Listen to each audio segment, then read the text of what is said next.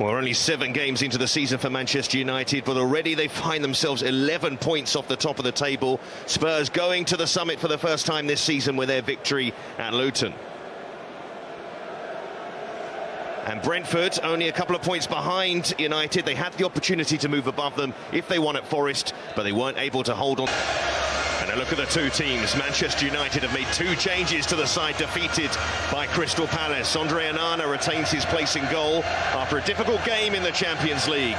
Both changes come in the back 4 as Johnny Evans and Harry Maguire are paired together with Varane injured. Amrabat moves into the midfield to partner Casemiro for the first time. And it gives a change for Mason Mount to operate in higher areas as he seeks his first United goal. 2 in Europe for Højlund this week, but looking for his first in the Premier League. Anthony back on a Premier League bench after his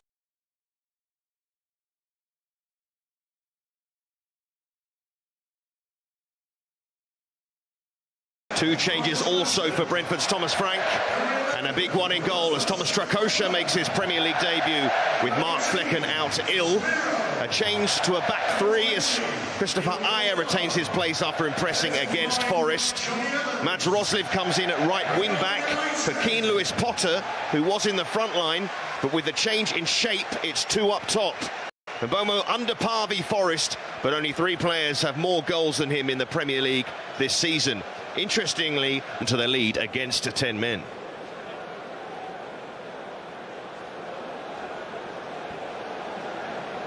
Well, Michael, we've spoken about the difficult period that Manchester United are going through, but what about Brentford? 1 win in the Premier League this season. They took the lead against the 10 men of Forest last week and couldn't hold on for a victory in that game. What are their issues at the moment? Their issues is they've been really hindered with injuries. There's no doubt about that. Even Ivan Toney, when you lose your main goal scorer, you know, it's not just a one-man team, but that is a lot of goals that have been taken out of this team. And the chances created, they just have not been clinical, Seb, unfortunately. That's what you have to do. When you get the opportunities at Premier League, you must take it. Mbeumo and Wissa, they've got to start producing for this team and get them back on track. Talking about producing, we've seen Rasmus Højlund impress in the Champions League, yet to score in the Premier League in his limited game so far. Is he the one shining light in this Manchester United team at the moment? Yes, I've been super impressed with this lad ever since I saw him. You know, you come with a big price tag, you come with that can be a lot of anxiety and nerves. I had that as a young teenager when I signed in the Premier League for Leeds United. I felt the price tag. But when I saw this guy come out in his first match, I thought Manchester United have got a super player. They've got what I would say a proper number 9. He can play with his back to goal. He knows where the goal is, and the pace he showed against Galatasaray when he turned and went. So I'll tell you what, he's an exciting player, and anybody that gets me on the edge of my seat, there'll be a lot more of them shirts getting sold. Absolutely. Well, this weekend, the No Room for Racism campaign is at the forefront once again. And the players will take the knee again today to highlight once more the fight against discrimination.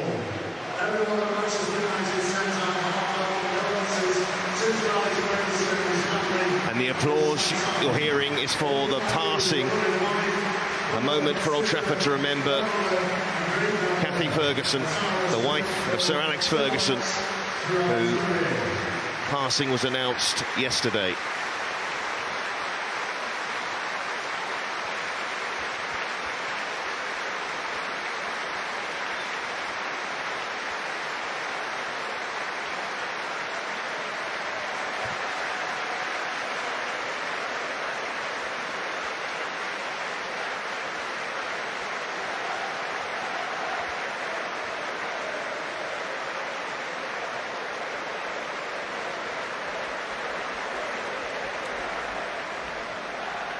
Almost everybody on their feet there for Kathy Ferguson. And the players wearing black armbands, including captain Bruno Fernandes. The heights that Manchester United experienced under Sir Alex Ferguson, still in the memory, of course, but right now they seem a long way away from those great heights. Back-to-back defeats in the Premier League at home and defeat at home in Europe to Galatasaray. The supporters in this arena waiting for a moment to cheer about on this ground. Brentford just one win in the Premier League this season, and that came in a West London derby away to Fulham. Can they pick up another positive away result this afternoon? And what a place it would be to get that result. Thomas Strakosha there, making his Premier League debut, but an experienced goalkeeper in the Italian top flight. Nevertheless, still a big game for him today. Mark Flecken is ill.